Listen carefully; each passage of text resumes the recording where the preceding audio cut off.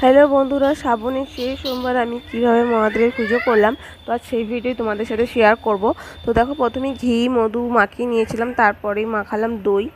তো দেখো, দই মাখানোর পর মাথায় গঙ্গা জল ঢেলেছি, পরিষ্কার করেছি এবং তারপর আবারও কাঁচা দুধ, সিদ্ধি, গঙ্গা জল, ঘি, মধু, চিনি, পঞ্চামৃত যেটাকে বলে সেই মিশিয়ে জল মাথায় বলে আবার আমি ঢালি। তারপরে দেখো, পইতে মালা সব পরিয়েছি, দেখো ফুল দিয়েছি, এরপর দেবো একটু চন্দন। দেখো চন্দন দিচ্ছি,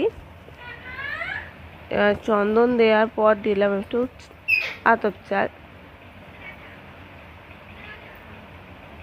দেখতেই পাচ্ছ। এরপরে দিলাম বেলপাতা, কাঁটা ফল,